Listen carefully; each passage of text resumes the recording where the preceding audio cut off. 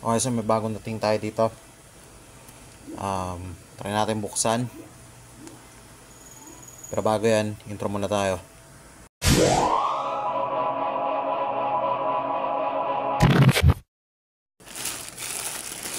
Okay, so yun nga ng mga dre. So meron akong binili dito ngayon sa TikTok shop. Then sa kasamaan palad.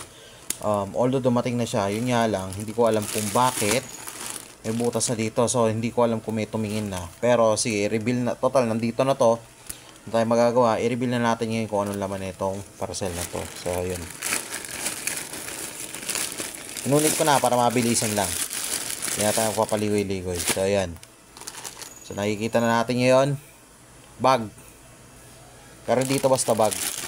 Tingnan natin.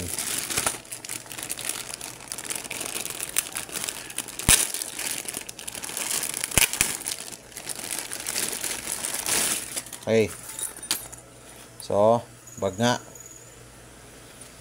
May strap, pero pagilid. So, ewan ko kung may idea kayo dito, pero sa akin, based dun sa pinanood ko nito recently, or sa inano ko, tiningnan ko mismo recently dun sa TikTok shop, which is dun ko siya na order. So, nakalimutan ko na yung tawag ng store, pero shoutout sa mismong nagpadala nito sa akin, nagpa-deliver nito since in order ko nga ito sa shop nila.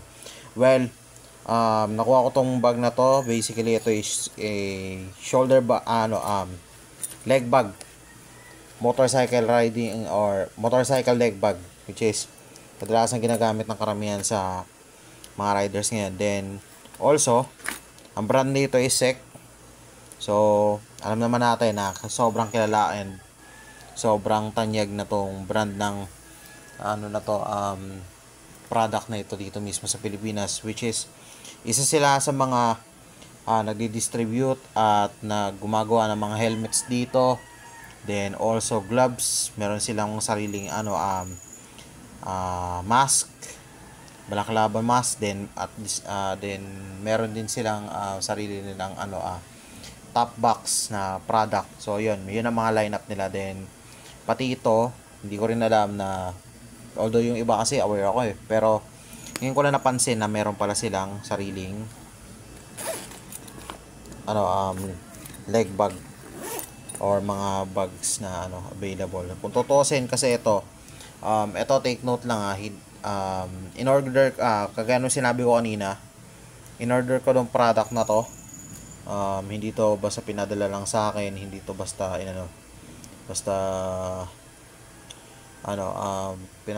lang, kasi ito talaga is may bibihira tong na endorse ka ng mga vloggers lang itong gantong klase ng brand na to. Then usual, kadalasan kasi nakikita ko nag-endorse nito mga artista. So yun. So saksi kayo dyan, alam nyo kung ano yung pinaka-first helmet ko din. SEC din yun. So, alam ko ang kalidad ng produkto ng SEC sa totoo lang pagdating sa produkto nila. So, yun. Okay. So, start na natin kalikutin tong bag na to in 3, 2, 1. May natin kung anong meron nga ba dito sa bag na to. So, ano ba nga pa pwede natin makita. So, as you can see, meron siyang strap dito magkabila, which is etong strap na to is in charge for the waist. Then meron din siyang para sa leg, which is adjustable naman. So titingnan natin mamaya kung kakasya to. Then also gagawin ko rin to ng separate review while riding at the same time. So bukod pa dyan, meron pa siyang pocket, open pocket dito sa likod. Ayan, medyo kinagandaan, pero hindi ko pa naiisip kung ano pa po pwede kong ilagay dito sa sa packet na to. Kasi medyo napapaisip ako since paharap kasi ito kasi yung pinakaharap niya, hindi ko pa alam kung ano pa pwede kong isingit ito. Panahil pwede yung cellphone, kaso baka mamaya malaglag pero sige, try pa natin na-explore tong bag na to later. So, ayun. So, titingnan natin yung kanyang harapan, yung logo, another nalagyan din ng strap. Then meron siyang another tatlong zipper dito, which is itong isa maliit, alam ko pwede itong lalagyanan ng pera or something else, kahit anong small things so pwede natin ilagay. Pangalawa ito, medyo tago. May kaliitan lang din. Hindi siya ganun kaliit, hindi siya ganun kalaki. Sakto lang. So, dito mo pa pwede ilagay yung phone mo. Mas safe ito kasi meron siyang zipper. Indicated. Then, ang kanyang pinaka main packet dito mismo sa taas. Ito, may kalakihan to. So, anything else po pwede mo ilagay dito except lang yung mga malalaking objects. Pero sige, try natin mag-backlash kung pwede ba ako maglagay ng camera or something else like tripod. So, wait. So, ito yung tripod ko. Medyo may kalakihan lang pero sige, adjust muna natin. Kakapaayos ko lang nito eh. Ilagay kasi ako ng nut na bago dito sa kanyang dito sa tip nito kasi tumuluwag baba. Ayan, so let me try to adjust one piece. Yan. O hindi, try natin paghiwalayin later. Yan. Mapa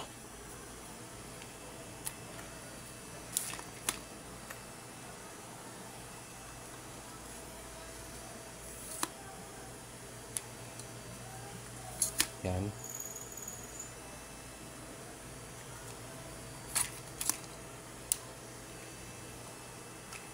Ito pa. Yan. So, na-adjust ko na isa-isa. Ito pa. Yan. So, yung dulo na lang. Yan. Yan. Isa pa. Yan. So, lahat natin lahat. Yan. Okay. So, try natin yung salpak.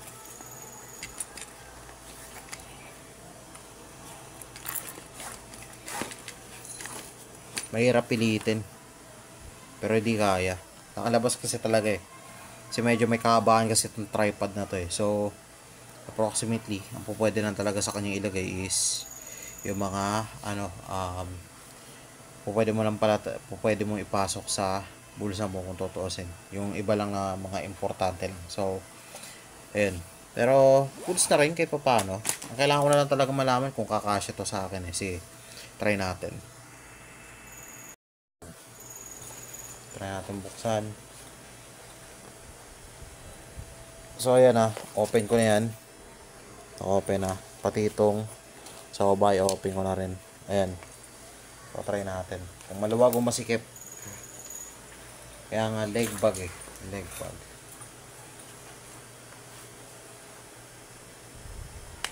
Ayan. So, stretchable. Good thing. Kasi naka-garter to. So, kasya siya. Dito sa side.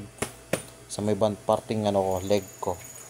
So, kailangan ko na lang alamin kung kaya bang i-adjust itong pinakadulo mismo. A few moments later. Okay, so try natin. Ayan. Okay. So, ayan, kasya. Hitin natin yung dito.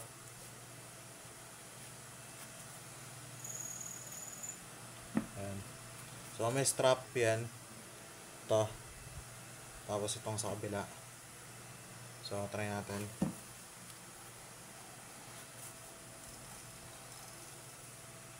Medyo mataas na ng konti. Pero sige, adjust natin. Ayan. So, ayan na. Sige, front natin sa harapan. Para na mas mainam. Wait lang. Okay, so kung napapansin natin, ayan mismo mga dre. Ayan. Wala lang kasi ilaw. Pero sige, try ko liwanagan. Kung napapansin nyo, ilapit natin ng konti. Ayan. Liwanag, kasyang-kasya dito sa leg. Since given na maganda kasi meron siyang strap na garter type dito sa baba. Tapos meron siya ditong adjustable strap para dito mismo sa may bandang taas. Ito. Teka lang. Front view ko na lang. Kasi niya na mga dre. So, technically, pansin nyo kanina, may na-adjust pa ako dito sa strap na to para lang sumagad. Pero hindi siya totally sagad itong agandahan. Kasi may natitira pa siyang malaking allowance dito para magkasya talaga sa waist ko. So, all goods para sa plus size. Maganda.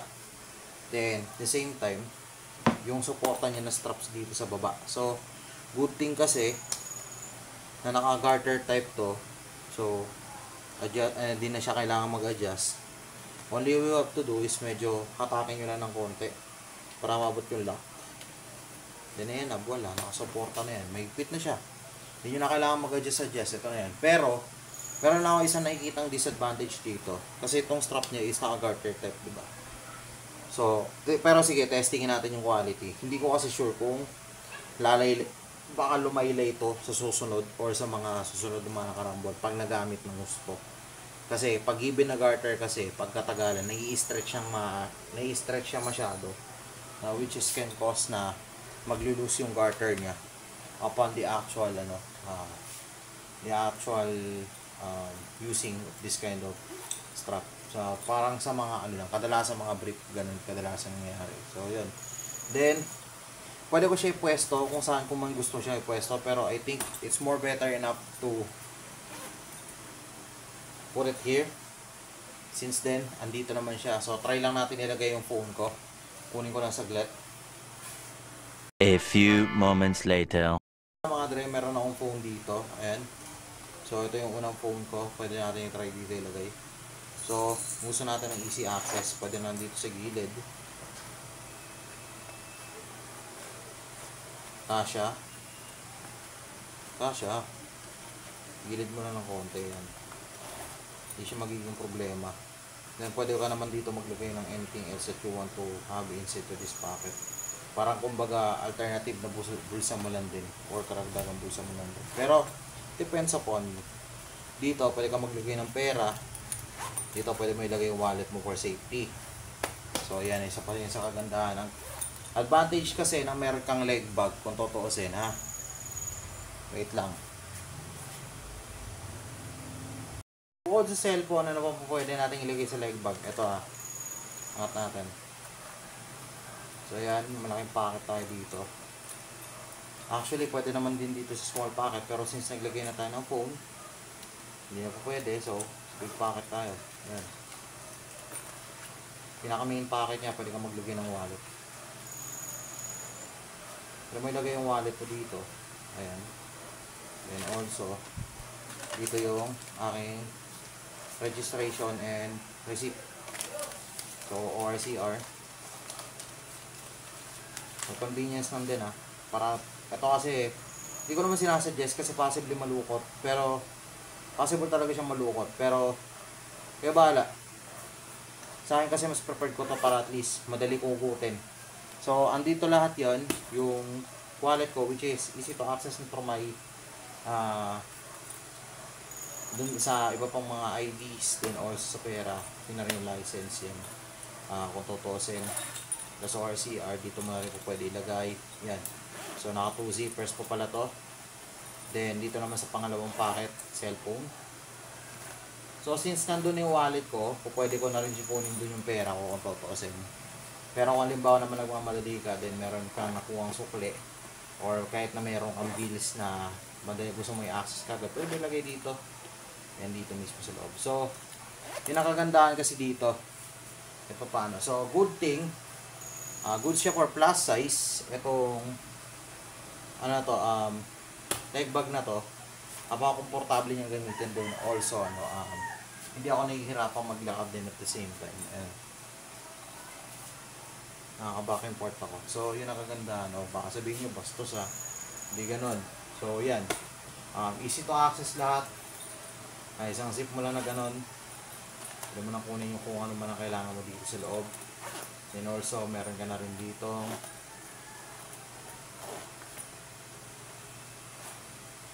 Boom. Ayan. So, and the usual place to be. So, kung tutusin ako sa part ko, pwede rin ako maglagay ng camera dito or nung dashcam ko. Pero since yung mga daily necessary things na to be used lang naman ang nilalagay ko rito, ayan, kadalasan dito lang. Yan lang din halos ang ginagawa ko. All to pro up din. So, ayan. Layo natin ng konti para mas makita. Ayan. Kasi mamaya, Masagwaan yung iba eh. Mahirap na. Okay. So, ito ang advantage ngayon ng leg bag. Kung tutuwasin ko ginamit mo. Ito, pag nag-leg bag ka kasi, taas natin ng konti. Ayan. So, pag nag-leg bag ka kasi, the usual thing, hindi mo na kailangan maglagay ng gamit mo sa pocket ng jeans mo. So, sample, cellphone, wallet, pera, ID. O kung nagmamadali kayo, mga ATM cards mo, tapos nagmumotorsiklo ka, hindi nyo ba, hindi kasi alam ng marami. Although, sige, sabihin natin yung iba aware talaga. May mga times na nalalaglagan sila ng gamit, especially cellphone kadalasan tsaka wallet. If they are riding a motorcycle, all throughout din. Tapos, ang nagiging tendency nun sa kanila, minsan, pag nalalaglagan sila, syempre, nawawalan. Kung mahanap man nila yun papalik, hindi natin masabi. Ang kadalasan nangyayari sa kanila, matatagpuan nila, ito sa mas madalas sa pagkakataon to natatagpuan nila yung gamit nila, napulot na, nadampot na rin ng iba, unang-una, pagka nalaglag. Pangalawa, pagka cellphone man, possibly, basag-basag na yung screen o yung kanilang LCD mismo. So, yun ang isa pa sa mga isa pang dahilan kung bakit merong leg bag kung tutuusin. So, hindi ko naman sinasabing lahat or applicable kasi kanya-kanya tayo ng perspective dito. Ito, based on my own opinion ko lang to. Take note niya lang to. Based on my own opinion ko lang to lahat. So, kasi ito, iba ang tatanungin, iba kasi tatanungin nila. Paano? Bakit mo pa kailangan bumili ng leg bag? Meron namang shoulder bag na po pwedeng gamitin kung tutuusin, tapos meron namang compartment ng motor. Well, depende naman kasi yan sa perspective ng isang rider or ng isang motorist. Technically kasi sa akin, bumili ako ng leg bag para at least, ako kasi medyo na na medyo naalibad pa rin din kasi ako pag gumagamit ako ng shoulder bag while riding. So, pwede rin naman ako mag belt bag kung tutuusin, pero medyo mahirap sa akin i-access yun kapag nasa likod. Pero, o sige, pwede nating iside. Pero syempre, di ba, medyo, di naman yan. Konti lang kasi ang space na po pwede kong magamit sa leg bag kung tutuusin. Ay, sa belt bag kung tutuusin. Then, as usual, kadalasan kasi na mga available na belt bag na yun, isa lang yung pocket of pwede mong paglagyan. Unlike kasi na itong leg bag na to, meron siyang 3 pockets na pwede paglagyan dito. So, yun na nakukuha kong disadvantage dito. Well, sa akin lang naman yun. Hindi ko lang alam kung sa iba ganun din. Katulad ng sinabi ko sa inyo, kanya-kanya tayo ng perspective dito. Kanya-kanya tayo ng opinion. Pero para sa akin kasi, mas preferred ko yung may ganito kaysa yung magbe-belt bag ako. Although, one access lahat sa belt bag kaso, isang packet lang talaga yung meron doon. So, parang medyo magulo para sa akin yung ganun. So, ayun. Kanya-kanya tayo kasi ng perspective dito. Kaya, yun nasabi ko. So, yung overall rating, kumusta naman? So, nung nabili ko siya, well, katulad ng sinabi ko, tetestingin natin yung quality nito later. Tapos, siguro, ang gagawin ko na lang, tetestingin ko siya while riding. Itong leg bag na to, para at least malaman ko talaga kung very comfortable ba siya while riding of motorcycle. Then, ayun nga, para at least malaman na rin natin mismo kung gaano kaganda yung kalidad ng leg bag na nabili ko nito. So, take note, itong leg bag na to, hindi siya ganong mahal, hindi siya ganong mura. Ito is worth of 298 pesos lang sa TikTok shop. So, nakalimutan ko na yung store kung ano yung napagbilan ko. Basta hanapin nyo lang to. May available na ito into the exact amount. Pero sige, bigyan ko kayo ng price range. Siguro mga P15 mo, bibili ka na ng itong number. Pero goods na rin. Matotosin na yan. Tsaka ang forma niya tingnan. Matotosin. Ayan, so, yun yan muna mga dre. Maraming salamat. Stay tuned. Thank you. Out.